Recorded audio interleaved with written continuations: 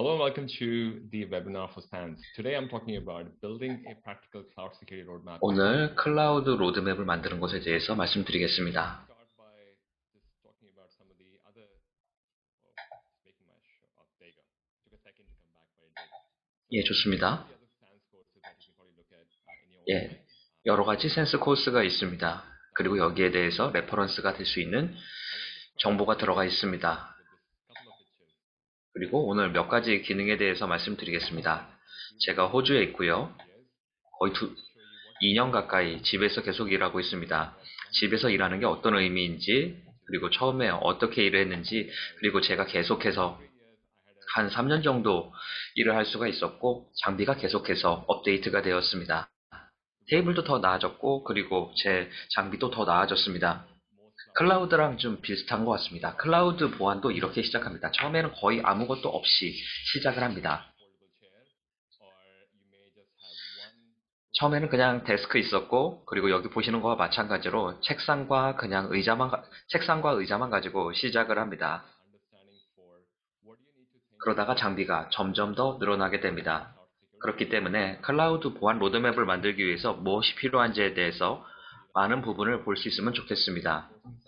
저희가 가르치고 있는 MGT520의 요약 버전이기 때문에 그 부분에 대해서 하이레벨 정보를 드릴 것이고, 여러분들이 이 정보가 좀 유용하게 활용을 하실 수 있으면 좋겠습니다. 다음 슬라이드로 넘어가 보겠습니다.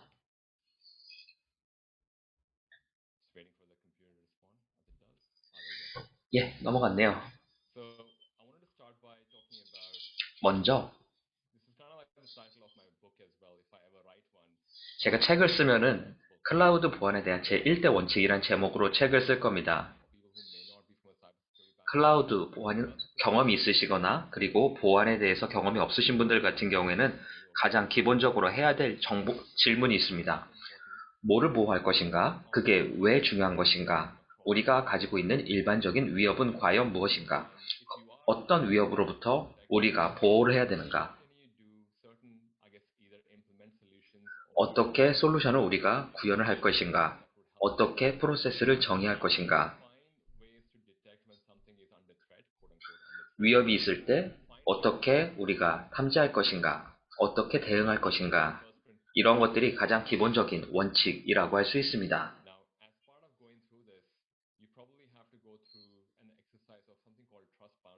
그 다음에 트러스트 바운더리, 신뢰의 경계를 설정할 필요가 있습니다.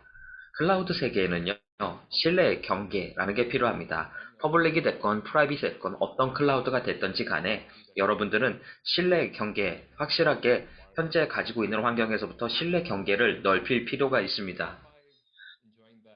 지금 상황 같은 경우에는 9 to 6로 일을 하고 있고, 그리고 데스크탑을 딱 일하고 있고, 그리고 회사를 떠나게 되면 그 다음에는 여기에 대해서 접근을 하지 않죠. 하지만 코로나 때문에 모든 사람들이 재택근무를 하고 있습니다. 따라서 신뢰 경계가 점점 더 넓어지고 있습니다. 과거에는 사무실에서만 신뢰 경계를 가져가면 됐었는데, 지금 같은 경우에는 뭐 카페라든지 집이라든지 어디까지 다 신뢰 경계를 넓혀 나갈 필요가 있습니다. 클라우드 같은 경우도 마찬가지입니다. 오피스가 있고 그리고 홈오피스가 있는 것 뿐만 아니라 클라우드 프로바이더가 이런 식으로 새로운 플랫폼을 제공할 수 있습니다. 예를 들어서 프라이빗, 퍼블릭 혹은 하이브리드 클라우드 환경 이런 쪽에서도 신뢰 경계를 가져갈 필요가 있습니다.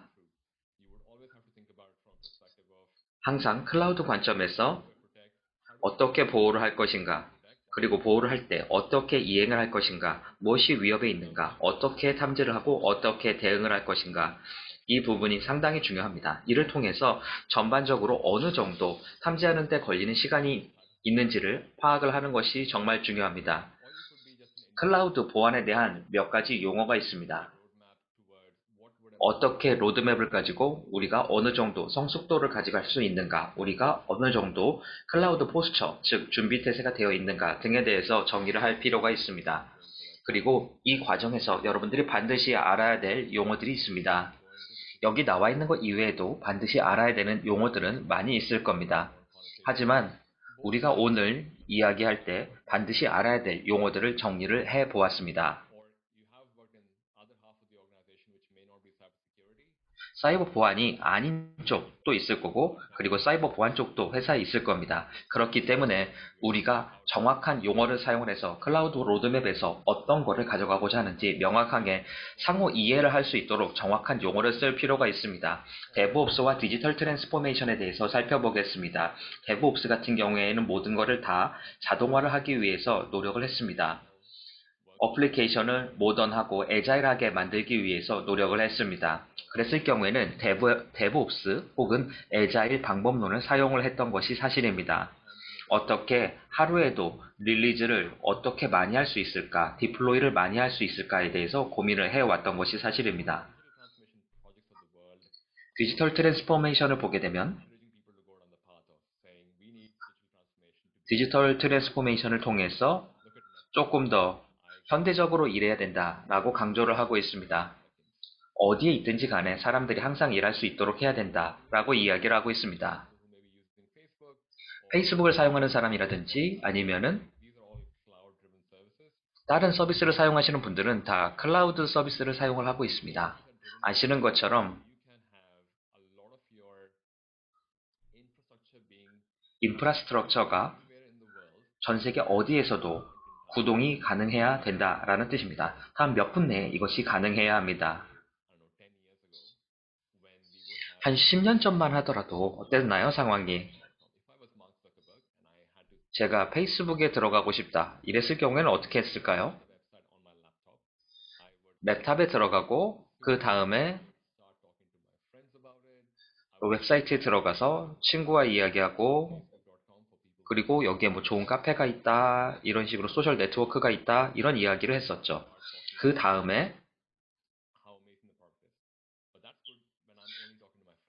이런 식으로 친구들이랑만 이야기를 할 수 있었습니다. 하지만 지금은 상황이 바뀌었습니다. 친구들이 친구들에게 이야기를 하고 있고 대화의 폭이 점점 넓어지고 있습니다. 전체 대학 그리고 모든 사람들이 다 알게 할 수 있도록 확장성을 가져가는 것과 마찬가지입니다. 따라서 이 페이스북 같은 경우도 점점 넓어지면서 클라우드 쪽으로 넘어가면서 더 많이 확장성이 높아졌다라고 할 수 있습니다. 여기서 고려해야 될 것은 쉐어드 리스판서빌리티 모델에 대해서 신경을 쓸 필요가 있습니다. 내 인프라스트럭처에서 얼만큼을 내가 관리를 하는가, 그리고 다른 부분은 서드파티가 관리하는가 하는 부분 상당히 중요합니다. 이 부분을 이해하게 되면은요, 다양한 레이어들이 존재합니다. 아마존이나 아주어나 혹은 구글 클라우드, 물론 이 회사들이 제일 큰 회사들입니다. 하지만 이 3개 이상의 클라우드를 사용을 할 수 있습니다. 클라우드 서비스 프로바이더 내에 다양한 서비스가 있고 여러분들이 반드시 서비스를 사용해야 될 경우가 존재할 수 있습니다. 여기에서 신뢰 경계를 어떻게 가져갈지 상당히 중요합니다.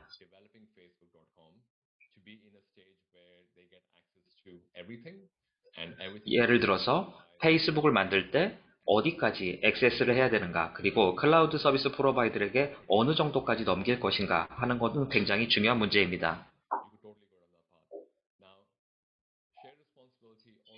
공유 책임에 대해서 말씀을 드렸습니다. 페이스북닷컴이 랩탑에 있는 것에 대해서 계속 말씀을 드렸는데 어떻게 이를 클라우드로 가져갈 수 있는가 굉장히 중요한 부분입니다. 클라우드로 마이그레이션을 어떻게 하는지가 상당히 중요합니다. 어떤 어플리케이션을 가지고 있는지에 따라서 나는 이 부분을 그냥 리프트 시프트를 하겠다라고 의사결정을 할 수도 있습니다. 어플리케이션에 대해서 아무것도 바꾸지 않고 데이터 센터에서 클라우드 서비스 프로바이더로 옮기겠다라는 뜻입니다. 두 번째 방법은 제가 지금 드리는 예시가 현재 일하는 방식을 아예 바꾸는 겁니다. 예를 들어서 데브옵스라든지, 그리고 데브옵스가 좋다라고 이야기했으니까 그냥 하나의 어플리케이션을 사용을 하는 게 아니라 데브옵스로 바꾸겠다, 이렇게 의사결정을 할 수 있습니다. 아마존이나 아주어에 혹은 클라우드에다가 릴리즈를 하는데 데브옵스 옵션을 사용을 하겠다라고 의사결정을 할 수도 있습니다. 좀 더 모던한 어플리케이션을 물론 사용할 수 있을 겁니다. 그렇게 되면은 여러분들에게는 유연성이 확실하게 확보가 될 것이고 조금 더 제품을 빨리 고객들에게 전달할 수 있을 겁니다.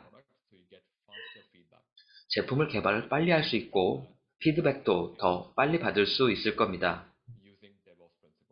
데브옵스 원칙을 통해서 나는 넘어가겠다라고 하는 게 두 번째 방법이 될 수 있습니다. 이런 프로세스를 보면서 여러분들이 생각해야 될 요소가 있습니다.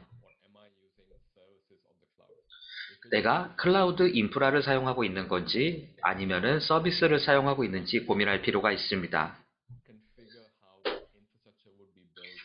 인프라가 사용하고 있다라고 했을 경우에는 인프라 컨피규레이션에 대해서 먼저 신경을 쓸 필요가 있습니다. 내가 컨피규레이션을 이미 인프라에 대해서 해 놓았는데 어떻게 어플리케이션을 여기다 올릴까를 고민할 필요가 있습니다. 어플리케이션 릴리즈를 어떻게 이 인프라에다 올릴 것인가, 피처 업데이트가 있을 경우에는 이 클라우드 서비스에다가 어떻게 올릴 것인가 고민할 필요가 있습니다. 처음에는 이 부분에 대해서 생각을 할 필요가 있습니다. 그렇기 때문에 용어 자체가 상당히 중요합니다. 이 과정에서 업계 표준이라는 것도 분명히 존재하고 있습니다.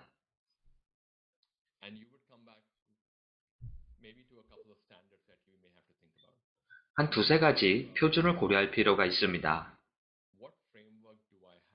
어떤 프레임워크를 내가 가지고 있는가, 우리 회사는 어떤 프레임워크를 사용하고 있는가, 이를 통해서 어떻게 로드맵을 만들 것인가, 컴플라이언스를 따라갈 것인가, 아니면은 산업별로 나와 있는 산벌 기준을 가져갈 것인가, 이동통신 산업에 있는 기준도 있을 거고, 혹은 오일이나 가스 쪽에 있는 산업별 표준도 분명히 있을 것입니다. 여러분의 산업권에 따라서 표준이 각각 다르게 있을 것입니다. 이 부분을 다 살펴보면서 여러분들은 모든 산업들이 항상 똑같은 프레임워크를 가지고 있지 않다라는 것을 알게 될 겁니다. 클라우드 어뎨션 프레임워크라는 것을 물론 제공하는 서비스 프로바이더가 있습니다. 클라우드 어뎨션 프레임워크는 세계의 아주 유명한 퍼블릭 클라우드 서비스에서 제공하고 있습니다. AWS, 구글, 그리고 아주어에서도 클라우드 어뎨션 프레임워크를 제공하고 있습니다. 자신들의 방식으로 이야기를 해줍니다. 어떻게 클라우드 서비스를 사용을 해야 될지 잘 이야기를 해주고 있습니다. 따라서 처음 시작점으로 여기를 살펴보시면 좋을 것 같습니다. 지금까지 말씀드렸던 것처럼 클라우드 보안에 대해서 어떻게 로드맵을 가져가는지에 대해서 말씀을 드렸습니다. 인프라에 대해서 말씀드렸고, 그리고 클라우드로 어떻게 마이그레이션을 해야 될지에 대해서 말씀을 드렸습니다. 그리고 여러분이 어떤 프로덕트를 올릴 것인가, 그리고 어떤 방법론을 사용할 것인가에 대해서도 말씀을 드렸습니다. 그 다음에 표준을 사용을 할 때 산업 표준을 사용할지 아니면 컴플라이언스 기준으로 갈지 결정할 필요가 있습니다. 그 다음에 글로벌 스탠다드를 살펴볼 필요가 있습니다. 여러분 기업은 특정 국가에만 데이터를 가지고 있어야 될 수도 있습니다. 혹은 여러분의 데이터가 절대 국가 밖으로 나가거나 혹은 특정 리전 밖으로 나가지 말아야 되는 그런 규제가 있을 수도 있습니다. 이런 모든 것을 고려하기 위해서는 여러분들께서는 클라우드 서비스 프로바이더를 선택을 할 때 데이터 센터가 어베일러빌리티 존이 우리 지역 내에 있는지 아닌지 살펴볼 필요가 있습니다.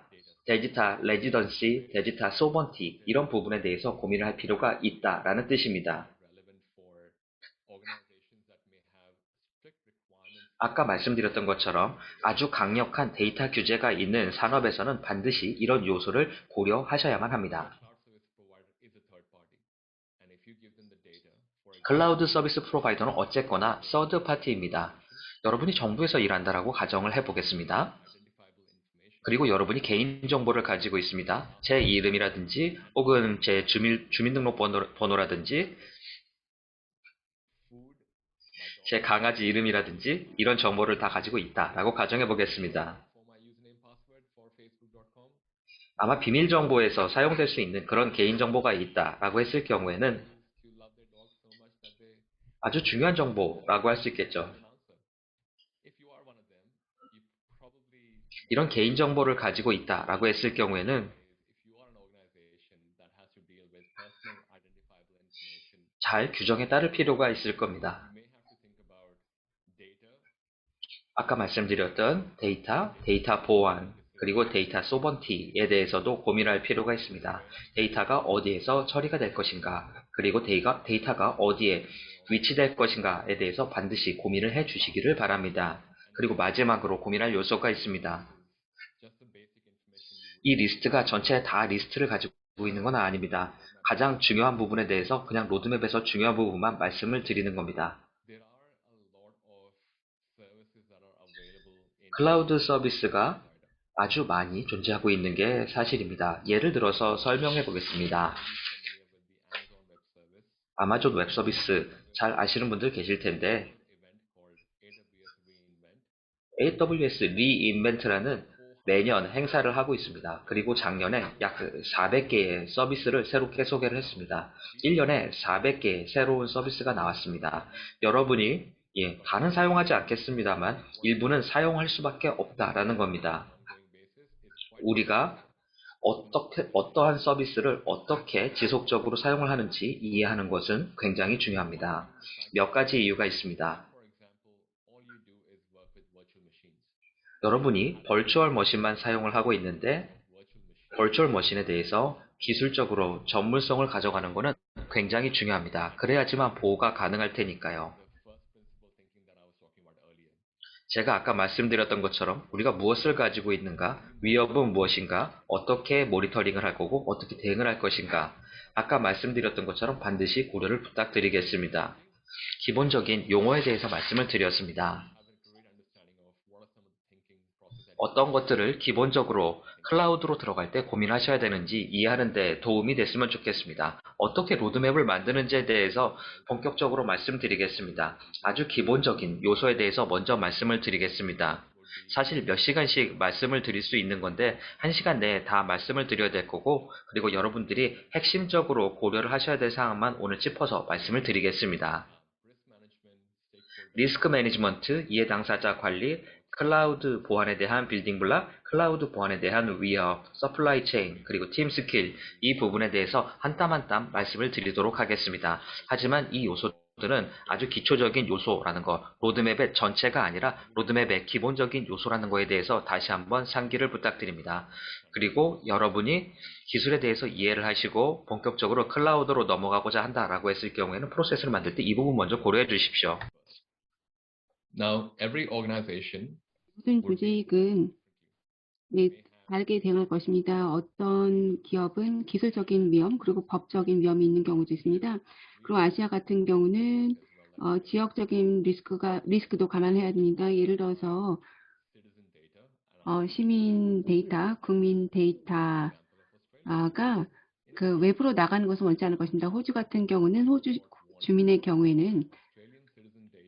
주민의 데이터가 호주에서만 가용하길 원할 것입니다. 태국도 마찬가지일 것이고 베트남, 일본, 한국도 마찬가지일 것입니다.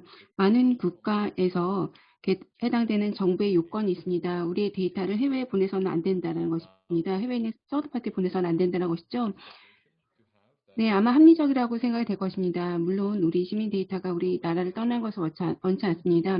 하지만 주변에 데이터 센터가 없는 경우도 있습니다. 모스크바가 그 예가 될 텐데요. 그때는 대안을 찾아야 됩니다. 제품의 생산을 가속화하기 위해서 CSP가 있는 가장 가까운 위치를 찾아야 되는 것입니다. 네, 그렇기 때문에 데이터 센터가 우리나라에 없는 경우, 우리 모국에 없는 경우가 있을 텐데요. 그 경우에는 데이터를 저장하거나 아니면은 개인 식별 정보나 주민 데이터 아니면 기타 데이터를 예를 들어서 신용카드 정보를 저장하는 것을 클라우드 서비스 제공사에게 저장하는 것에 대해서 편하게 느끼지 않을 수도 있습니다. 네, 그렇기 때문에 제가 공유 책임에 대해서 다시 말씀드려야 되는데요. 저희가 구성 요소에 대해서 말씀을 드리면서 제가 앞서 말씀드린 요소를 다시 말씀을 드리겠습니다. 네, 이런 모든 빌딩 블록들이 서로 연계가 되었습니다. 1단계, 2단계, 3단계로 넘어가면서 로드맵에서 계속 나오게 됩니다. 리스크 관점에서 말씀을 드리자면요. 저희가 공유 책임에 대해서 생각을 해봐야 됩니다.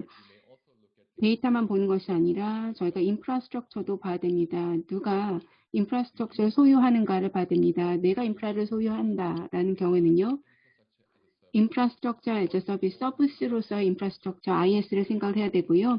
아니면 애플리케이션을 소유한 경우에는 아니면은 플랫폼을 소유하는 경우에는 서비스로서 플랫폼을 생각해야 되는 것이죠. 그렇기 때문에 뭐 애플리케이션 아니면 인프라스트럭처는 소유하지 않지만 애플리케이션을 그냥 구동을 하고 그리고 구독을 통해서 서비스를 하고 싶다라는 경우도 있습니다. 그렇기 때문에 여러분의 선택에 따라서 리스크 프로파일이 달라질 수가 있습니다. 네, 대부분의 시나리오에서 보시면 대부분의 조직들이 DX 여정을 겪고 있습니다.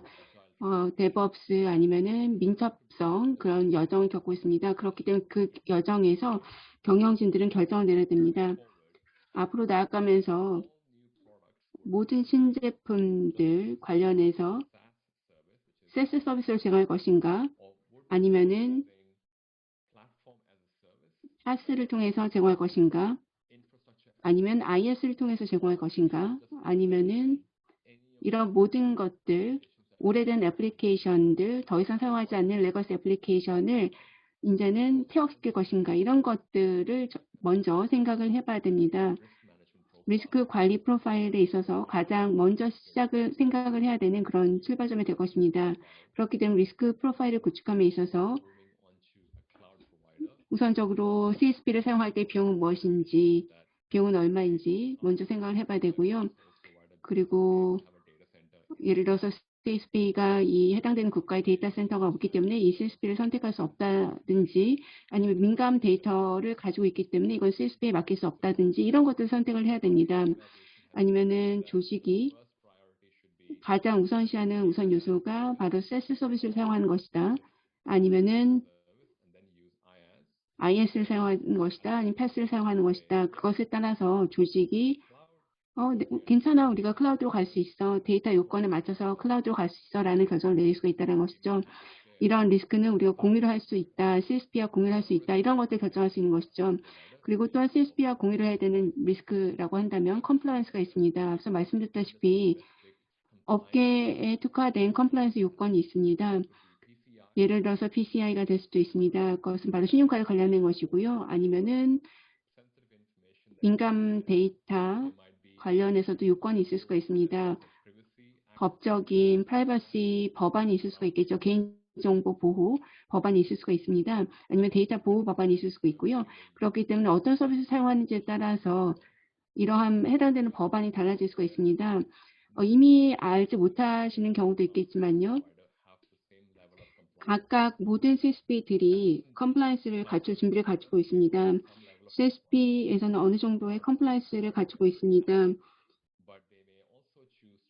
그리고 동시에 특정 서비스에 대해서 CSP에서는 업계 스탠다드에 맞춰서 스탠다드를 준수를 하고 있습니다. 예를 들어서 대부분의 서비스들 가상머신 관련된 인증서가 있습니다. SOC 2나 ISO, PCI 관련된 여러 가지 그런 스탠다드를 준수를 하고 있습니다. 컴플라이언스를 준수를 하고 있고요. 그렇기 때문에 여러분들이 워크로드를 PCI 관련돼서 이제 옮기는 경우 내가 이런 서비스를 PCI 컴플라이언트가 있는 그런 CSP를 이용할 것이다 라고 생각을 할 수 있겠죠. 공유 리스크 모델에 따라서 CSP에는 이런 PCI 요건을 준수하는 부분에 대해서만 CSP에 맡기고 나머지는 내가 직접 하겠다 이런 결정을 내릴 수 있는 것이죠. PCI 컴플라이언스 애플리케이션 같은 경우 우리가 관리를 하고 그 외 다른 인프라스트럭처 요건 같은 경우는 우리가 CSP를 이용을 하겠다. 그렇기 때문에 CSP가 이런 것들 준수하기 때문에 이런 것들은 CSP에 맡기겠다라고 결정을 할 수 있겠죠. 그리고 또 고려를 해야 되는 리스크라고 한다면 공급망 리스크가 될 것입니다. 다 서드파티 아니면 세스 서비스 업체와 일을 하실 것입니다. 아니면은 경영진에서 이런 선택을 할 수 있겠죠. 우리가 세스 서비스만 이용할 것이다. 우리는 IS 패스는 사용하지 않을 것이다. 아니면은 이러한 전략을 조직에서 세울 것입니다. 그렇기 때문에 이러한 전략에 따라서 여러분들의 아이디어를 개진할 수 있겠죠. 서드파티 리스크가 어떤지에 대해서 생각을 해봐야 됩니다. 이런 서드파티 리스크를 이미 여러분들이 여러 가지를 산출을 해야 될 것입니다. 이미 CSP의 이런 공급망의 리스크가 이미 반영이 되어 있을 수가 있습니다. 예를 들어서 SLA를 통해서 반영이 되어 있을 수가 있습니다. 아니면은 이런 CSP가 이렇게 망할 위험은 너무나 낮다라고 하든지 여러 가지 리스크를 결정할 수가 있겠죠. 그런데 지금 보시면은 주요 3대 CSP는 모두 다 작년에 발표를 한 바가 있습니다. 2021년도에 발표를 했는데요. 적어도 구글과 AWS는 아우티지가 있고 마이크로소프트도 마찬가지일 거라고 생각되는데요. 그렇기 때문에 클라우드 서비스 제공사가 아우티지가 발생할 수 있다는 것입니다. 놀랄 일도 아닌 것입니다. 너무나 훌륭한 회사이지만 이런 아우티지가 발생할 수 있다는 것입니다. 정전이 발생할 수 있겠죠. 그렇기 때문에 이런 서드파티 리스크를 SLA에 반영을 해야 된다는 것입니다. 그렇기 때문에 이것을 바로 CSP와 일하면서 감수를 해야 되는 그런 리스크로 가정을 하시고 이런 것들을 다 반영을 해야 된다는 것이죠. 한 가지 더 추가를 해서 말씀드리자면요. 여러분들이 클라우드 보안 로드맵을 구축을 하시면서 겪게 되시겠지만요. 예를 들어서 서드파티 관련해서 리스크가 있습니다. 그리고 서드파티와 무엇을 공유를 해야 될지에 대해서 생각을 해봐야 됩니다. 컴플라이언스 리스크도 있고요. 한 가지 더 리스크를 말씀을 드리자면 그것은 바로 데이터 리스크가 될 것입니다. 이것은 아까 말씀드린 사례로 들어가게 됩니다. 그렇기 때문에 여러분들 가지고 있는 데이터 관련해서 이런 데이터를 공유할 준비가 되어 있는가, PII, 개인식별 정보를 제3자와 공유해도 괜찮은가, 특히나 CSP와 내가 신뢰하지 않는 CSP와 공유할 수 있는가에 대해서 생각을 해봐야 됩니다. 제가 예전에 컨설팅한 프로젝트가 있었는데 딜레마가 있었습니다. PCI 준수를 하는 CSP였지만 우리가 이런 CSP 서비스를 충분히 신뢰할 수 있는가에 대해서는 의구심이 있었습니다. 몇 년 전 일이었습니다. 네, 그래서 저희가 상당히 많이 생각을 했었습니다. 저는 클라우드 관련해서 지금 한 8년 정도 일을 했는데요. 처음 몇 년 동안은 제가 일한 분야에서 CISO와 많은 대화를 나누었습니다. 클라우드가 안전한가, 보안이 갖춰져 있는가라는 질문을 CISO로부터 많이 받았습니다. 지금 현재도 계속해서 이러한 신뢰 관련된 질문을 고객사로부터 많이 받습니다. 넷플릭스도 마찬가지고요. 아시아에서도 이런 질문을 많이 하시는 것을 알고 있습니다. 온라인에서도 이제 많이 질문을 하는 것을 알고 있습니다. 그래서 많은 제품이 아시아에서 클라우드를 사용을 하고 있고 많은 웹사이트가 클라우드를 백그라운드에서 사용을 하고 있습니다. 그래서 지금 현재는 많은 분들이 클라우드로 이제 이동을 하고 있습니다. 클라우드에 대한 신뢰 수준이 예전보다 많이 올라갔기 때문입니다. 특히나 서드파티 오디시 진행이 되고 아마존, 마이크로소프트, 구글에서 이미 지난 수년 동안 많이 정교화가 되었기 때문에 고객과의 신뢰 관계를 많이 구축을 할 수가 있었습니다. 기존 고객과 잠재 고객과 그 신뢰를 구축할 수가 있었습니다. PII로 다시 돌아가서 말씀드리자면 여러분들이 서드파티를 선택하시면서 이런 생각을 하실 것입니다. PCI 준수를 하는지를 먼저 생각을 해야 되고 그리고 그 PCI에 대해서는 클라우드를 사용하지 않겠다. 그리고 PCI를 제외한 모든 것들만 클라우드를 사용하겠다라고 결정할 수 있겠죠. 아니면은 환경에 대해서 여러 가지 세그리게이션을 분리를 할 수가 있습니다.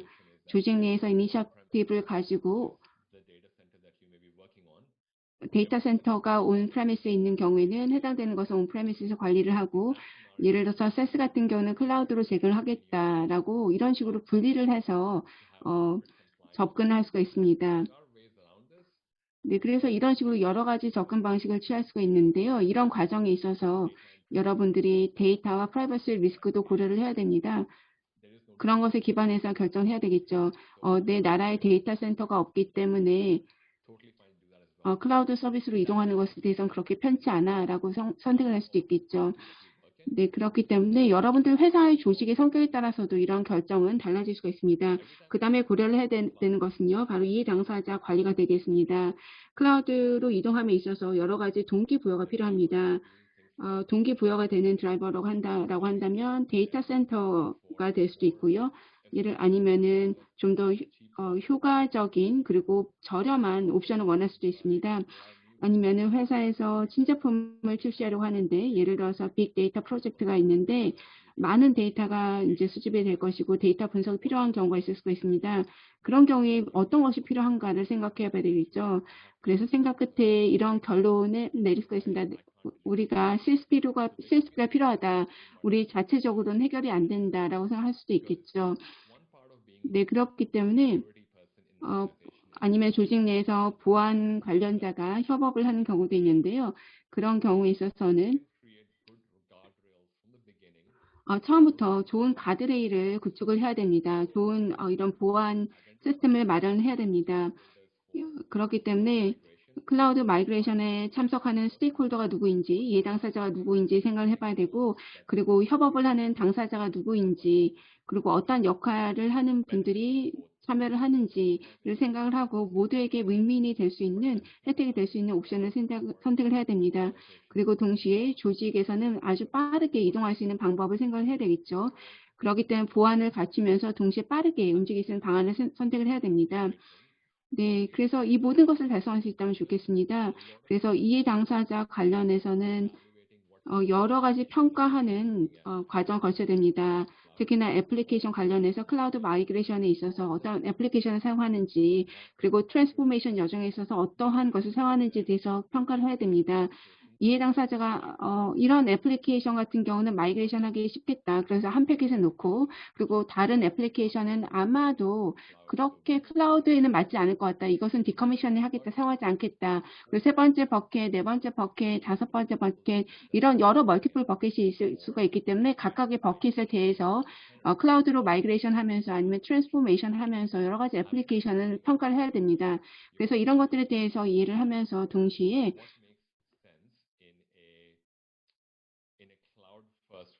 클라우드 퍼스트, 클라우드 우선 전략을 세우면서 어떤 것들을 통합을 해야 되는가, 어떤 보안 정책이 필요한가도 생각을 해봐야 됩니다. 그럼 실제 로드맵에 대해서 생각을 해보겠습니다. 지금 현재까지는 비즈니스 현안에 맞춰서 말씀을 드렸습니다. 이제는 좀 더 구체적으로 말씀을 드리겠습니다. 빌딩 블럭을 구축을 하면서 중요한 것은요. 각각의 여러분들이 클라우드를 구축하는 환경에 대해서도 생각을 해봐야 됩니다. 이것은 모든 CSP에 마찬가지일 것입니다. 퍼블릭이든 프라이빗 클라우드도 마찬가지일 것입니다. 하이브리드도 마찬가지겠습니다. 그렇기 때문에 효과적인 로드맵을 구축할 수 있는 CSP를 선택을 해야 되는데요. 그래서 우선적으로 말씀을 드릴 것은 IAM, 계정 접근 관리가 되겠습니다. IAM은 보안에 있어서 새로운 영역이라고 할 수도 있습니다. 대부분의 요소들 그리고 보안 관련된 요소들이 있는데요. 많은 요소들이 있는데요. 예를 들어서 액세스 키를 AWS 아니면 GitHub에 남겨둘 수도 있겠죠. 소스 코드가 담겨있는 GitHub요. 아니면은 누군가가 유저네임과 패스워드를 찾을 수가 있습니다. AWS 아니면 TCP 어카운트에서 찾을 수가 있겠죠. 그리고 사례를 말씀드리자면 구글 같은 경우는 더 많은 승인을 주었습니다. 그리고 더 많은 역할을 GCP 환경에 부여를 했습니다. 그리고 여러 가지 사례가 있을 수가 있습니다. 그만큼 아이덴티티가 오용이 되고 남용이 되고 있다는 것입니다. 네, 그렇기 때문에 특히나 퍼블릭하게 공개적으로 아이덴티티가 공개가 되고 있다는 것입니다. 그렇기 때문에 아이덴티티가 그만큼 중요해지고 있습니다.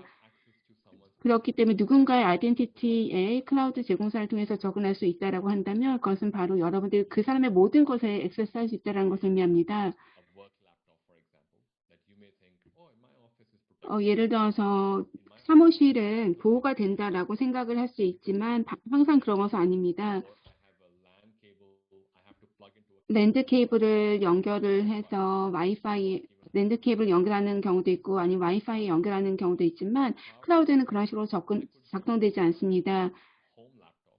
내가 홈 랩탑에서 PC를 통해서 재택근무를 하는 경우가 있을 수 있겠죠. 아니면 몰디브에서 휴가를 즐기면서 클라우드 환경을 체크를 하는 경우도 있을 수가 있습니다. 내 랩탑을 들고 가서 URL을 입력을 해서 이제 내가 좋아하는 CSP에 로그인을 하는 경우도 있을 수가 있습니다. 어떤 제약이 없기 때문에 그렇게 액세스를 할 수 있겠죠. 아까 말씀드렸다시피 CSP와 공유 책임이 있기 때문에 누구나 언제 어디서든 액세스를 할 수가 있습니다. 특정 가드레인을 설정하지 않는 한 누구든지 직접적으로 액세스를 할 수 있다는 것이죠. 클라우드 서비스 제공사가 변경하지 않는 한 누구나 접근할 수 있다는 것입니다. 그렇기 때문에 아이덴티티가 핵심입니다. 그리고 관련해서 여러분 스스로 몇 가지를 질문하셔야 됩니다. 여러 가지의 아이덴티티가 있을 수가 있습니다. 전반적으로 말씀드리자면 모두 다 아이덴티티 액세스 할 수 있다라고 생각을 해야 되고요. 그리고 동시에 여러분들은 또한 애드민의 액세스가 할 수도 있습니다. 별도의 크리덴셜을 통해서요. 아니면 특정 애플리케이션을 통해서 특정 아이디, 패스워드에 액세스가 할 수 있습니다. 그렇기 때문에 여러분들의 아이덴티티를 클라우드에 제공하는 순간, 물론 여러분들의 CSP에 따라서 달라질 수 있지만 아이덴티티는 이렇게 가용해지게 되는 것입니다. 그렇기 때문에 여러분들이 사용하는 CSP와 관련해서 아이덴티티 관리가 어떻게 되는지를 잘 생각해 봐야 됩니다. 그리고 API도 관련이 되어 있습니다. 예를 들어서 DevOps 트랜스포메이션을 하는 경우에 있어서 여러분들이 여러 가지 이제 협업을 하게 될 것입니다. 마이크로 서비스를 이용할 수도 있고 API를 이용하게 될 것이고요. 이런 것들이 인터넷에 가용할 것입니다. 그래서 그 과정에 있어서 아이덴티티도 있겠죠. 예를 들어서 고객의 아이덴티티나 아니면은 직원의 아이덴티티 아니면은 서드파티의 아이디도 있을 것입니다. 파트너의 아이디도 있겠죠. 그 사람들이 여러 AP를 통해서 여러분들의 접근해서 액세스해서 GitHub 서비스 액세스할 수도 있겠습니다. 여기서 결론은요. 아이디 액세스 관리가 상당히 중요하다는 것입니다. 저 같은 경우 3년 정도 이제 관여를 했는데요. 여기서 제가 항상 하는 것이 있습니다. 조직의 규모에 상관이 없이 아이덴티티 관련해서 SSOT, 단일 소스 저장소가 상당히 중요하다는 것입니다. 그렇기 때문에 아이덴티티를 저장하는 예를 들어서 직원의 아이디, 뭐 제가 될 수도 있겠죠. 아시시 그 직원의 아이디를 저장하는 단일 소스 저장소를 정해야 됩니다. 아마존, 마이크로소프트, 구글 세 곳 모두 다 뭐 이렇게 다 좋지만 이 중에서 저희가 액티브 디렉토리를 정해서 RCC의 정보를 어디다 저장을 하고 어떤 CSP를 통해서 액세스가 되도록 해야 되는지를 정해야 된다는 것이죠. 그렇기 때문에 싱글 소스 오브 트루스를 준수하는 것이 상당히 중요하다라는 말씀을 드리겠습니다. 네, 그 다음으로는 인프라스트럭처에 대해서 말씀을 드리겠습니다. 어플리케이션에 대해서 의사결정을 해야 되고 그리고 버켓을 결정을 할 필요가 있습니다. 어떻게 구축을 할지 고민하시는 경우가 많이 있을 겁니다. DevOps에서 사실 움직이고 있는 요소가 상당히 많이 있습니다. DevOps에 대해서 바뀌고 있는 부분이 너무 많이 있기 때문에 이 부분에 대해서 다 말씀을 드리진 않겠습니다. 하지만 이 스크린을 보시게 되면은 적어도 여기 나와 있는 용어는 이해할 필요가 있을 것 같습니다. 특히 DevOps에 대해서, DevOps 컴포넌트에 대해서 살펴보면 좋겠습니다. CI/CD 파이프라인이 있기 때문에 여러분들이 디플로이먼트를 조금 더 자동화를 할 수 있고 그리고 새로운 기능이나 새로운 소프트웨어를 하루에도 몇 번씩 디플로이를 하는데 도움이 되는 게 사실입니다. 그리고 네트워크 애저 코드, 여러분의 클라우드 환경을 코드로 만들 수가 있습니다. 그렇기 때문에 개발자들이 어플리케이션을 클라우드에서 더 잘 만들 수 있습니다. 인프라에 대해서 크게 신경 쓰지 않아도 된다는 거죠. 그리고 클라우드 리소스를 사용해서 네트워크를 만들어주는 거고 그리고 여러분의 보안팀에서 클라우드상의 네트워크에 대해서 어느 정도 보안을 가져갈지 의사결정을 할 수 있습니다. 제일 아래쪽에 보게 되면은요. 인프라스트럭처, 애저 코드 상당히 중요합니다. 전체를 다 코드로 만들 수 있습니다. 여러분이 예를 들어서 클라우드 시큐리티에 대해서 이야기를 하고 있는 팟캐스트 하나의 웹사이트를 만들려고 합니다. S3 버켓을 통해서 웹사이트를 호스팅을 해주고 있고요. 제가 여기서 말씀드리고자 하는 거는 클라우드 서비스 프로바이더가 제공하고 있는 하나의 일반 표준 언어를 쓰고 있고 자동화되어 있는 클라우드를 만들 수 있고 그리고 보안도 자동화하는 게 가능합니다. 과거처럼 로그인을 일일이 다 하고 그리고 다 관리를 할 필요 그럴 필요가 없습니다. 다 세그멘테이션 하고 그렇게 할 필요가 없습니다. 과거에는 일일이 들어가서 OS 설치하고 어떤 어플리케이션 하고 그리고 이렇게 일주일 이상 걸리는 경우가 상당히 많이 있었습니다.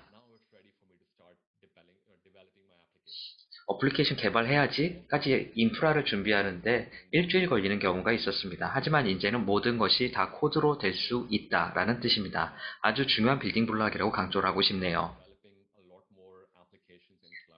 클라우드에서 더 많은 어플리케이션 개발이 이루어지고 있습니다. 따라서 더 많은 문제가 발생하는 게 사실입니다. 가트너 측에 감사의 말씀을 드려야 될 것 같은데요. 여기 약어로 몇 개 나와 있습니다. CASB, CWPP, CSPM, CNAP, CIEM, SSPM 이런 용어들이 나오고 있습니다. 여러분들이 고려를 하시면 좋을 용어입니다. 로드맵을 만들 때 이 부분을 고려하시면 좋겠습니다.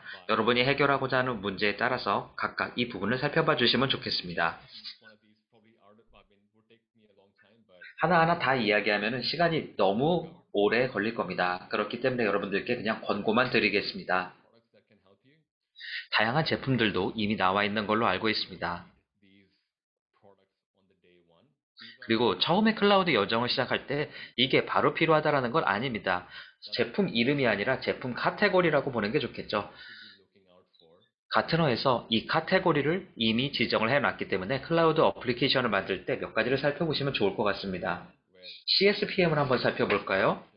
여러분들이 전반적인 클라우드 환경에 대해서 보안 태세라고 했을 경우에는 CSPM을 봐야 될 거고 그리고 워크로드 관련돼서 보호를 할 때는 CWPP를 보시면 되겠습니다. 어플리케이션과 관련되어 있는 말웨어에 대한 보호를 하는 것, 이게 바로 CNAP이라고 보시면 되겠습니다. 이 부분에 대해서 다 말씀드릴 수는 없습니다만 이 부분에 대해서는 체크를 한번 해보시면 좋겠습니다. 그리고 어떠한 제품 카테고리가 여러분에게 잘 적용되는지에 대해서 생각해 보시면 좋겠습니다. 이 서비스를 지금 여러분들이 시작점이라면 생각해 볼 필요는 없을 것입니다. 하지만 특정 규모가 되었다라고 했을 경우에는 이 부분에 대해서는 반드시 고려를 하시면 좋을 것 같습니다.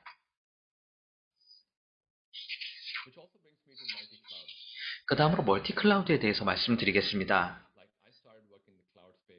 클라우드 공간에 대해서 제가 한 7, 8년 정도 일했다라고 말씀드렸습니다. 과거에 멀티클라우드를 이야기하면은요, 멀티클라우드가 어떻게 돼요? 이렇게 이야기를 했었습니다. 하지만 시간이 많이 지났습니다. 그리고 많은 사람들이 클라우드가 필요하다. 그리고 또 다른 CSP가 필요하다라고 말하는 고객들이 점차 많아지고 있습니다. 이거는 선택의 문제가 아닙니다. 예를 들어서 인수합병이 됐다라고 가정을 해볼까요? 그럼 어떻게 될까요? 그러면 멀티클라우드가 될 수밖에 없는 겁니다. 그리고 여러분이 의사결정을 할 일도 상당히 많을 겁니다. 클라우드 어독션 프레임워크에 대해서 말씀드렸고 각각의 CSP가 다른 방식으로 프레임워크를 가져간다라고 말씀을 드렸습니다. Well Architected Framework라는 것도 있습니다. Well Architected, 말 그대로 아키텍처가 잘 되어 있다는 뜻이겠죠. 아마존이 됐건 아주어가 됐건 뭐가 제대로 된 아키텍처인가에 대해서 이야기를 하고 있습니다. 근데 이 모든 거를 한 번에 어떻게 해야 되는지에 대해서 잘 이야기를 해주지는 않습니다. 그렇기 때문에 멀티클라우드 쪽으로 넘어갈 수밖에 없는 것 같습니다. 그리고 제가 보안 쪽에서 보안을 또 담당하고 있는 입장이기 때문에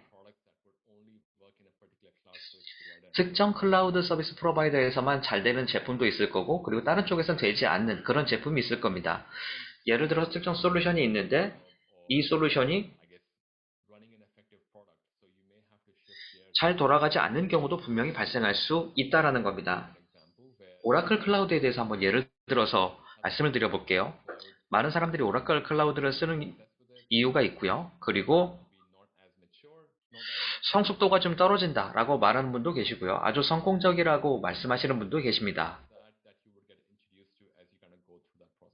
여러분이 프로세스를 쭉 거치다 보면 다양한 클라우드를 만나실 수밖에 없고, 그리고 다양한 클라우드에 대해서 장단점이 항상 존재하고 있다는 걸 알 필요가 있습니다. 중앙화가 되어 있는 베이스라인 템플릿을 가져갈 필요가 있습니다.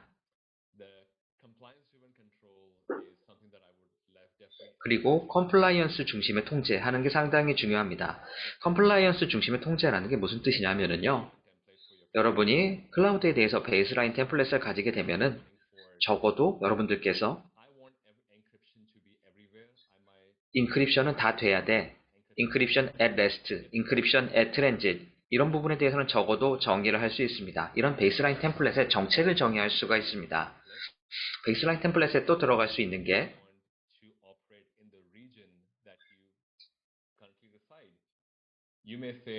특정 리전에서만 나는 일할 거다. 예를 들어서 내 데이터는 일본에만 있어야 된다. 한국에만 있어야 된다. 베트남에만 있어야 된다. 여러분이 의사결정을 하시는 거에 따라서 베이스라인 템플릿을 만들 수가 있습니다. 여러분이 로드맵을 만드실 때 멀티 클라우드를 쭉 다 한번 살펴보시면 좋을 것 같습니다. 클라우드 서비스 프로바이더에 대해서 사실 우리가 통제를 다 할 수는 없습니다. 그렇기 때문에 보안의 기초 요소, 아까 말씀드렸던 원칙이 있죠. 디펜시브 레이어가 몇 개여야 된다. 인크립션을 어디에 해야 된다. 이런 요건을 먼저 가져가는 게 상당히 중요한 것 같습니다. 아이덴티티 같은 경우에는 단일 한 판으로 가져갔으면 좋겠다. 이런 원칙을 먼저 가져가는 게 훨씬 더 중요하다라고 생각을 합니다. 이렇게 보안 태세를 먼저 정의를 해야지, 그리고 그 다음에 클라우드 서비스 프로바이더를 선택을 하는 게 맞지 않나라고 생각을 합니다. 그냥 특정 기능이라든지 이런 거에 집착을 하게 되면 상당히 선택이 어려워질 수 있습니다. 데이터 요건이 뭔지 아까 말씀드렸었죠? 데이터 요건에 대해서요. 그리고 기업의 선호도. 예를 들어서 우리는 IaaS가 우선인지, SaaS가 우선인지, 아니면은 산업 표준이 먼저인지 이런 거를 고민할 필요가 있습니다. 여러분이 반드시 준수를 해야 되는 요건이 있는지도 고민을 할 필요가 있습니다. 어떠한 데이터가 우리가 클라우드로 옮길 수 있는 데이터인지 이런 부분 아까 말씀드렸던 것처럼 반드시 의사결정에서 고민을 해야 될 사항입니다. 어플리케이션 구축에 대해서 말씀드리겠습니다. 온프렘에 있는 어플리케이션이 있는데 이거를 그냥 클라우드로 옮긴다라고 했을 때 안전하지 않죠. 우리가 제대로 된 모델링을 할 필요가 있고, 그리고 클라우드로 옮겼을 때 어플리케이션과 관련되어 있는 위협이 뭔지 다 분석을 할 필요가 있습니다. OWASP, Open Source Application Security Project라는 것이 있습니다. 무료로 정보를 제공을 하고 있고 여러분도 OWASP에 참여를 할 수 있습니다. 거의 매년 OWASP에서 탑 10 보안 관련되어 있는 취약점을 계속해서 업데이트를 하고 있습니다. 그렇기 때문에 2021년 슬라이드를 보시게 되면요, 보시는 것과 마찬가지로 첫 번째로 나와 있는 취약성이 나와 있는데요. 브로큰 액세스 컨트롤이라고 나와 있고요. 다섯 번째로 나와 있는 거는 보안에 대해서 미스컨피규레이션이 되어 있고, 그리고 디자인 자체가 불완전한 경우도 있다라고 이야기를 하고 있습니다. 6번, 7번, 그리고 10번까지 10개 중에 5개가 클라우드와 관련되어 있는 요소입니다. 그렇기 때문에 클라우드를 많은 사람들이 쓰고 있다는 걸 확실하게 알 수 있고, 클라우드와 관련되어 있는 취약성이 굉장히 많이 있다라고 이야기를 해야 될 것 같습니다. 따라서 우리가 해야 될 거는 위협의 관점에서 이 취약성을 살펴볼 필요가 있습니다. 2021 탑 10 리스트는 적어도 살펴볼 필요가 있습니다. 그리고 마이터에서 나오고 있는 클라우드 매트릭스도 살펴보면 좋겠습니다. 마이터 어택 프레임워크를 보게 되면은 킬체인이라는 것을 이야기하고 있습니다. 해커들이 어떻게 궁극적으로 액세스를 가져가는가. 예를 들어서 캐피털 1 같은 경우 가장 최근에 나왔던 클라우드 해킹이 발생했던 사례라고 볼 수 있겠죠.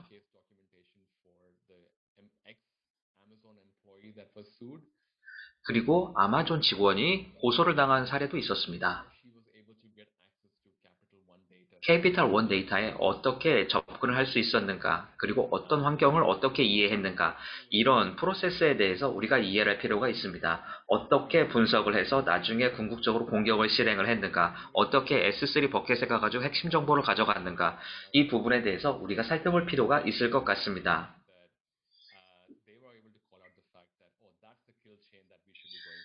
이런 부분에 대해서 킬체인이 있다라는 것, 이런 킬체인을 우리가 이해할 필요가 있습니다. 이런 킬체인을 이해하는 것은 정말 중요하다라고 다시 한번 강조드리겠습니다. 다시 한번 첫 번째 원칙으로 돌아가 보겠습니다. 내가 왜 걱정이 되는가, 무엇을 보호해야 되는가, 클라우드 리소스에 대해서 무엇이 위협이 있는가 고민을 하면서 이런 킬체인을 생각해 주시면 좋겠습니다. 먼저 여기를 잘 탐지를 하고 대응을 하는 것은 상당히 중요합니다. 이를 위해서는 로깅과 모니터링을 당연히 할 필요가 있습니다. 그러면서 동시에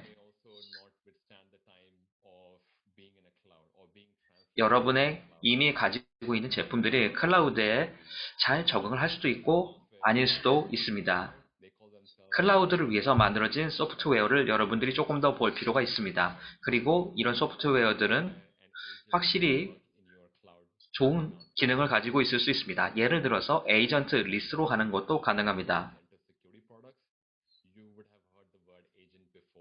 에이전트란 말을 과거에는 들었었는데 지금 같은 경우에는 에이전트에 대해서 이야기를 하고 있지도 않습니다. 과거의 데이터 센터에서는 에이전트 기반에 대해서 보완을 했던 것이 사실입니다. 따라서 클라우드의 솔루션을 찾고 있다라고 했을 경우에는, 그리고 탐지와 대응에 대해서는요, 여러분들이 찾아야 될 거는 클라우드 우선으로 되어 있는 소프트웨어를 찾으시면 좋겠습니다. 클라우드를 이해하는 솔루션을 찾으시면 좋겠습니다. 그렇게 되면은 커스터마이제이션을 많이 하지 않으셔도 된다라는 장점이 있습니다.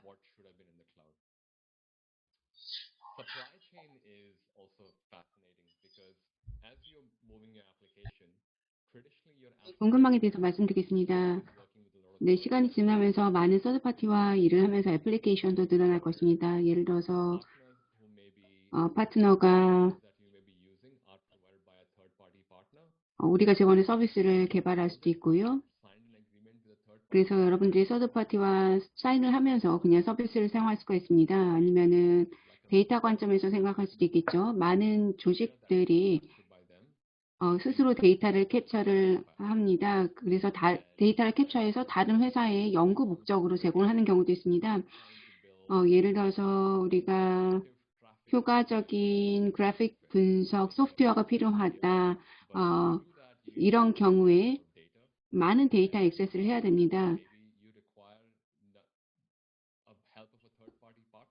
그런 경우에는 서드파티의 지원이 필요할 수가 있습니다.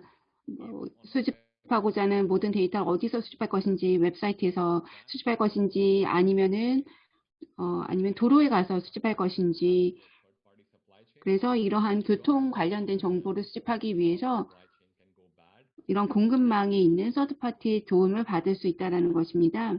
멀리 가지 않아도 캠브리지 애널리티카라는 회사의 사례를 들 수가 있습니다. 이것은 바로 페이스북의 공급 업체인데요. 캠브리지 애널리티카는 데이터를 판매해서 오용을 해서 선거를 위해서 이제 잘못 판매를 한 경우였습니다. 그래서 페이스북이 이제 곤혹에 처한 경우도 있는데요. 그래서 이러한 사례를 통해서 여러분들 교훈을 얻기 바랍니다. 보안 요건과 컴플라이언스 관련된 요건을 준수를 해야 된다는 것입니다. 그래서 공급망 관련해서 저희가 이러한 대화를 공급 업체와 할 필요가 있습니다. 그래서 우선적으로 이런 관련된 대화를 업체와 할 필요가 있습니다. 보안 관련해서 우리의 기대사항이 무엇인지, 컴플라이언스 관련된 요구사항이 무엇인지 얘기를 해야 됩니다. 러퍼제이 얘기 들어보셨을 것입니다. 12월에 발생했습니다. 몇 개월 전이죠. 그래서 많은 분들이 록4j에 의해서 영향을 받지 않았다라고 생각을 했지만 시간이 지나면서 대부분의 라이브러리, 도서관에서 록4j에 노출이 된 것을 발견하게 되었습니다. 그래서 많은 사람들이 서플라이 체인에 연락을 했죠. 업체에 연락을 해서 누구한테 연락을 해야 되냐, 아니면은 보안 사고가 발생했다라는 얘기를 했고요. 그래서 애플리케이션 관련해서 어떤 일이 발생하고 있는지에 대해서 많은 문의가 있었습니다. 네, 그만큼 클라우드 마이그레이션 하든지 아니면은 클라우드 보안 구축을 하는 과정에 있어서 우선적으로 공급망에 있는 서드파티와 대화를 하는 것이 중요하다는 말씀을 드리겠습니다. 이러한 프로세스를 걸으면서 또 고려를 해야 되는 사항이 있습니다. 멀티 클라우드이든 아니든 상관이 없이 여러분들의 팀이 트레이닝을 받아야 합니다. 클라우드 관련해서 많은 트레이닝이 필요합니다. 팀원들이 오랫동안 IT를 한 분들도 있을 것이고, 뭐 경력이 짧은 분도 있겠지만 상관없이 모든 팀원들에 대해서 트레이닝이 필요합니다. 클라우드 환경을 어떻게 보호할 수 있는가, 아니면은 어떤 보안이 필요한가에 대해서 트레이닝이 필요한 것이죠. 그리고 이 과정에 있어서 또 고려해야 되는 것은요. 클라우드 서비스 프로바이더가 제공하는 서비스로 활용할 것인지 아니면은 기존 서비스를 이용할 것인지 뭐 그냥 기존의 레거시 시스템도 편하기 때문에 굳이 지금 사용하고 있는 보안 솔루션을 바꿀 필요는 없을 것 같은데 이런 것들에 대해서도 얘기를 해볼 수가 있겠죠. 그래서 많은 조직들이 보안 담당자가 있는데요. 보안 담당자가 클라우드 마이그레이션 프로젝트에 참여를 하게 됩니다. 그래서 이를 통해서 조직에서 여러 부서 담당자가 모여서 보안에 대해서 얘기를 하죠. 이런 식으로 보안 담당자를 프로젝트 팀에 참여를 시킴으로써 서로 간의 팀원들에 대해서도 교육을 내부적으로 할 수가 있습니다. 네, 관련돼서 여러 가지 리소스를 적어놨습니다. 여러분들이 참고할 수 있는 그런 자료가 되겠습니다. 여러분들 시간 되실 때 나중에 한번 보시기 바랍니다. 클라우드색 같은 경우는 6월 달에 있을 것입니다. 며칠 전에 발표가 된 것 같은데요. 6월에 있을 것입니다. 클라우드 서비스 제공사들이 참여하게 됩니다. 아마존은 12월에 있습니다. AWS 리인벤트 회의가 있죠. 마이크로소프트는 마이크로소프트 이그나이트라는 회의가 있습니다. 구글은 구글 넥스트라는 회의가 있죠. 센스는 물론 오늘과 같은 웨비나도 있고 여러 가지 업스킬링을 위한 이런 트레이닝이 있습니다. 그리고 여기 MGT 520 같은 경우도 제가 코티칭을 하고 있습니다. 아니면 여러분들 팟캐스트를 들으셔도 되고요. 유튜브를 참고하셔도 되겠습니다. 클라우드 보안 관련된 팟캐스트를 통해서 여러 가지 뉴스를 전달해 드립니다. 그리고 담당자와 인터뷰를 하고 있습니다. 넷플릭스, 캡탈원, 링크드인 등등의 담당자와 저희가 인터뷰를 하고 있으니까요. 여러분들 팟캐스트 참고를 해주시 바랍니다. 업계 전문가들이 나오셔서 클라우드 보안 정책을 어떻게 구현을 하고 있는지 얘기를 하고 있습니다. 위키 관련해서도 여러 가지 뉴스를 얘기가 되었습니다. 네, 그리고 또한 클라우드 도입 프레임워크도 참고를 하시 바랍니다. 각각의 CSP들이 제시하는 여러 가지 아키텍처 프레임워크가 있습니다. AWS, Azure, 구글, 클라우드 모두 다 제안하고 있습니다. 알리바바도 마찬가지라고 생각이 됩니다. 그래서 이러한 리소스를 여러분들이 확인을 해 보실 수 있겠습니다. 제가 거의 다 커버를 한 것 같습니다. 대부분이 이제 여러분들 모두에게 많은 도움이 되었길 바랍니다. 그럼 지금부터 Q&A 세션을 갖도록 하겠습니다. 예, 질문이 나왔던 것 같은데요. 질문 한번 살펴보겠습니다. 멜빈이 했던 질문입니다. 어떻게 내 데이터를 지킬 수 있는가? 내가 온프림에서 SaaS로 옮겨갈 때 캐즈비가 과연 도움을 줄 수 있는가? 데이터 리키지라든지 미스 컨피규레이션과 관련되어 있는 데이터 리키지에서 보호를 할 수 있는가라는 질문을 해주셨습니다. 아주 좋은 질문인 것 같습니다. 제가 캐스비를 보는 방향은요, 이렇습니다. 캐스비는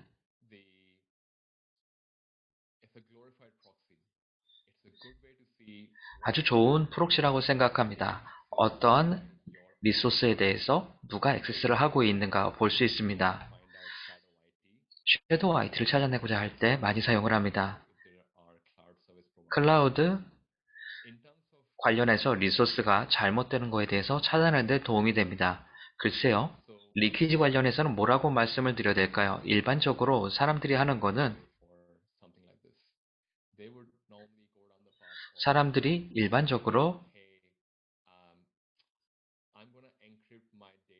내 데이터를 인크립션을 먼저 하고 그 다음에 온프리미스 밖으로 내보내겠다. 이런 식으로 캐스비를 통해서 할 수 있는데요.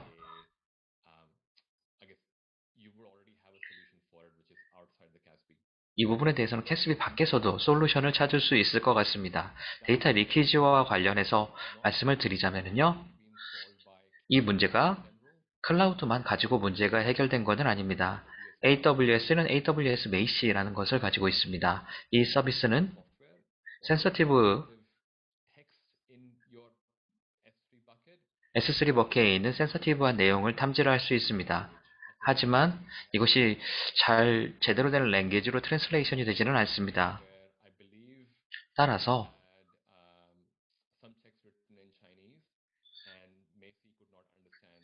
그리고 센서티브한 정보가 아닌가. 예를 들어 중국어로 되어 있을 경우에는 잘 이해를 못하는 경우가 있습니다. 영어로 되어 있으면 개인정보를 잘 이해를 하는데 다른 언어로 되어 있을 경우에는 잘 이해를 하지 못하는 경우도 있습니다. 또한 데이터 클래시피케이션을 미리 해놓는 게 좋겠죠. 데이터 클래시피케이션이 미리 이루어졌다라고 하면은 어떤 데이터가 외부로 내보낼 수 있는가에 대해서 의사결정이 돼 있다라고 했을 경우에는 이것이 아마 가장 좋은 방법이 아닐까라고 저는 생각을 합니다. 하지만 제가 이해하기에는 마이크로소프트, DLP 같은 경우도 괜찮고요. 여러분의 클라우드 서비스 내부를 보는 것은 또 아닙니다. 여기에 대해서 갭이 좀 존재하는 건 사실입니다.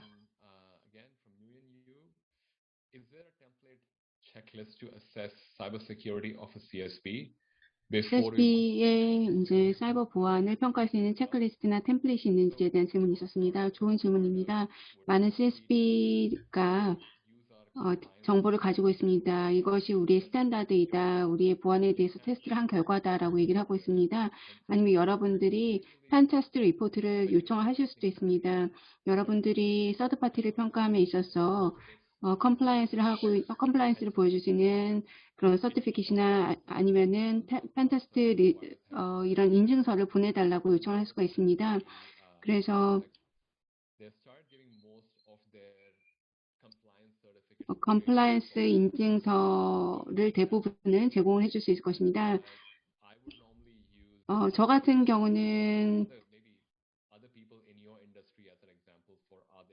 업계에 있는 다른 사람들이 어떻게 사용하고 있는가, 편하게 사용하고 있는지를 보기도 합니다. 네, 그렇기 때문에 네, CSP가 보안을 잘 갖추고 있지만 물론 여러분들이 애플리케이션을 어떻게 클라우드 환경에 맞춰서 컨피규레이션 하는지에 따라서 보안이 달라질 수가 있습니다. 이것은 공유 책임과도 연결이 됩니다. 그렇기 때문에 애플리케이션 사용함에 있어서 보안을 잘 강화된 상황에서 사용하는 것은 여러분의 책임이기도 합니다. 아마존, 구글, 마이크로소프트와 사인을 하면서 여러분들이 이제 서비스를 사용하겠지만 사용을 하는 것을 설계하는 것은 여러분들입니다. 네, 그렇기 때문에 CSP가 직접적으로 어떤 경우에는 서비스를 잘못 하는 경우도 있습니다. 예를 들어서 이런 CSP에 퇴사를 한 사람이 예를 들어서 캐피탈 원 사례가 되겠는데요. 정보를 오용하는 경우도 있습니다. 인턴십 기회가 혹시 있을까요? 라는 질문이 나왔습니다. 클라우드와 사이버 시큐리티. 예, 제가 알고 있는 바로는 인턴십이 있는 것으로 알고 있습니다. 로컬 잡서치 사이트를 가게 되면 몇 가지가 있을 것 같습니다. 그리고 팟캐스트에서도 문의를 해주시면 좋겠습니다. 그 좋은 자료 감사합니다. 싱글 소스 오브 트루스에 대해서 말씀해 주셨고 이를 통해서 아이덴티티를 관리해야 된다라고 말씀을 해주셨습니다. 그렇다라고 한다면 프리빌리지드 아이디는 어떻게 해야 되는 걸까요? 오케스트레이션이 여기에 대해서 필요할까요? 아주 좋은 질문입니다. 여러분의 회사가 프리빌리지드 아이디를 어떻게 관리하는지에 따라서 콘텍스트 맥락에서는 여러분들이 전통적인 환경에서는 일반적인 유저인가 아닌가 그리고 어드민 유저인가 이런 식으로 유시지를 끊어가는 경우가 있습니다. 그리고 트러스트 레벨이라는 말도 상당히 중요한 것 같습니다. 오케스트레이션에 대해서는요. 여러분이 싱글 소스 오브 아이덴티티가 있고 그리고 한 사람이라는 것이 아주어의 일반 유저로 들어갈 수 있고 싱글 사인온을 사용을 한다라고 하면은요. 산업 표준이라는 것이 사용되고 있고 제 액티브 디렉토리 크레덴셜을 사용을 해서 SSO를 사용하고 있고 이를 통해서 싱글 소스 오브 트루스를 통해서 모든 클라우드에 대해서 인증을 하고 있는 게 가능합니다. 따라서 저를 각각 클라우드 서비스 프로바이더마다 아이덴티티를 만들어줄 필요는 없습니다. 사물이라든지 혹은 SSO를 사용을 하고 있습니다. 이를 통해서 싱글 소스 오브 트루스를 확장해 나가고 있는 것으로 보입니다. 프라펀치님의 질문입니다. 에스코드 전략으로 전환하는 데 있어서 권고할 만한 사항이 있으신지요? 전통적인 방식의 인프라 정책 보완에서 이전하는 데 있어서 권고 사항을 부탁드립니다. 특히나 멀티클라우드와 하이브리드 관점에서 봤을 때 멀티플 에스코드 옵션이 있는데 의사결정하는 게 상당히 도전적인 것 같습니다. 상당히 훌륭한 질문이십니다. 이것은 잘 알려진 문제입니다. 이것은 바로 개발자가 이제 선택을 해야 되는 거죠. 좋아하는 언어를 선택하듯이요. 그래서 제가 생각할 때는 하나의 솔루션은 없는 것 같습니다. 천편일률적인 방식은 없고요. 그거보다는 여러분들이 스탠다드 정책이 있는 경우에 보안에 대해서요. 에즈 코드가 더 중요해집니다. 그래서 어떤 조직 같은 경우 제가 일했던 조직인데요. 저희가 보안을 확장할 수 있는 방법은 베이스라인 템플릿을 기반한 것입니다. 앞서 말씀드렸다시피 여러분들이 템플릿을 정리하겠죠. 이거는 암호에 대한 스탠다드이다. 그리고 능력이 있는 경우에는 이걸 코드로 만들 수 있겠죠. 그런데 이때는 적합한 팀원들의 스킬셋이 있어야 됩니다. 두 번째는 동시에 적당한 환경이 있어야 합니다. 즉, 예를 들어 말씀드리자면 숙련된 팀원들이 있지만 적합한 환경이 갖춰져 있지 않은 경우, 에즈 코드를 자동화할 수 없는 경우에는 어려울 수 있겠죠. 그런데 전반적으로 봤을 때 템플릿을 갖추는 것이 가장 좋은 방법인 것 같습니다. 에즈 코드 관련해서요. What's your view on the importance of MFA for cloud security, particularly MFA에 대해서 질문을 해주셨습니다. 그리고 파이도를 어센티케이션 프로토콜로 사용할 경우 어떻게 되는지 말씀해 주셨고 MFA 당연히 좋습니다. 예, 새로운 엔터티가 추가될 때 MFA 당연히 좋다라고 생각을 합니다. 익명 참석자가 있었는데요. 데이터 클래시피케이션에서 어떻게 접근을 하고 있는지요. 어느 정도까지 디테일하게 가야 되는지 궁금합니다. 저는 좀 심플하게 갑니다. confidential, secret, confidential, public 이렇게 갑니다. 이렇게 세 개로 그냥 갑니다. secret이라고 하면은요. 말 그대로 기업의 영업 기밀, 회사로 밖을 떠나서는 안 되는 정보 같은 거를 이야기하겠죠. 5명, 10명 이 정도만 볼 수 있는 정보고요. 예를 들어서 샐러리 정보다 굉장히 민감한 정보라고 할 수가 있죠. 이랬을 경우에는 매니저와 매니저의 매니저만 이걸 볼 수 있다. 이건 시크릿 정보라고 할 수 있죠.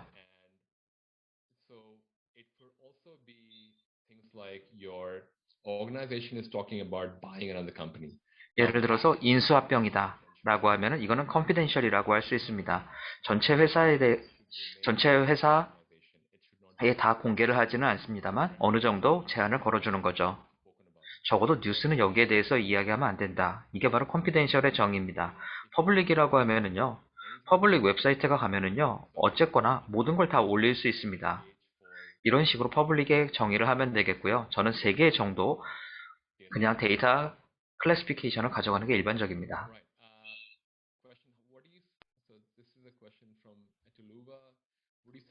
님의 질문입니다.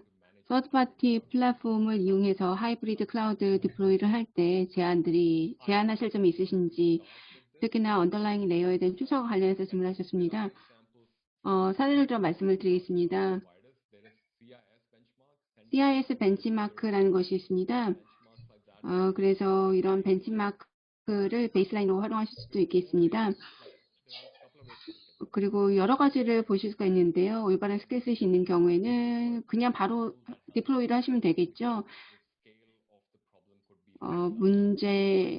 폭이 크기 때문에 바로 시작하시면 됩니다. 하지만은 클라우드 환경이 규모가 적은 경우에는 서드 파티를 처음부터 이제 관여를 시키기보다는 팀원들을 대상으로 해서 스킬셋을 쌓는 것이 더 좋을 것 같다라는 제안입니다. 물론 상황을 더 보면서 더 많은 대화가 필요하지만요. 그리고 클라우드 스탠다드 공고할 만한 내용이 있으신지에 대한 질문이었습니다. 네, CIS 벤치마크가 모든 클라우드 서비스 제공사가 제공을 하고 있습니다. 클라우드 보안 얼라이언스라는 것이 있습니다. 그것은 독립적인 기관인데요. 여기서는 보안 리포트를 매년 발간하고 있습니다. 네, 그리고 평가를 하고 있고요. SGAR인 것 같습니다. 클라우드의 애그노스틱한 방식으로 평가를 하고 있습니다. 그래서 여러분들이 하나의 특정 클라우드를 생각하시는 경우에는 클라우드 도입 프레임워크를 보시거나 아니면은 아키텍처 프레임워크를 보시기 바랍니다. 네, 그래서 관련된 CSP의 웹사이트를 가시고요. 모두 다 유튜브 채널이 있습니다. 가셔서 유튜브 보시고 그리고 고객의 목소리를 들어보시기 바랍니다. Your question is for DevSecOps and privacy by design. DevSecOps 그리고 프라이버시 바이 디자인에 대해서 질문을 해주셨는데 어떠한 고려를 해야 되는지 어플리케이션 라이프 사이클 관점에서 어떻게 고민을 해야 되는가. 사실 툴링에 대해서 고민할 필요가 있고 여러분이 어떤 코드 분석을 할 수 있는지 소프트웨어 컴포지션 애널리시스, 시크릿 스캐닝 이런 부분에 대해서 다 할 필요가 있다라고 생각합니다. 시크릿 스캐닝을 하고 그 다음에 소프트웨어 컴포지션 애널리시스를 하면 좋을 것 같습니다. 서드파티 라이브러리를 다 찾을 수가 있는 방향이라고 저는 생각을 합니다. 이렇게 시작을 하시고 세 번째는 소프트웨어 컴포지션 애널리시스를 하면 상당히 좋을 것 같습니다. 그러면서 여러분의 펜테스트를 계속 진행을 하면 상당히 좋을 것 같습니다. 시작하기에는 이 세 가지 정도면 충분하지 않나 라고 생각을 합니다. 데브섹에 대해서 기술적인 부분에 대해서 말씀드렸고 그리고 개발자들과 일하는 문화적인 측면도 상당히 중요하다고 생각합니다. 어떻게 보안 프로그램을 적용하는가 같은 경우도 상당히 중요하다라고 보여집니다. 그래야지 여러분들이 개발자들과 효율적으로 일할 수 있을 것 같습니다. 다 된 것 같습니다. 모든 질문 다 커버한 것 같습니다. 오늘 웨비나 즐겁게 시청하셨기를 바라겠습니다.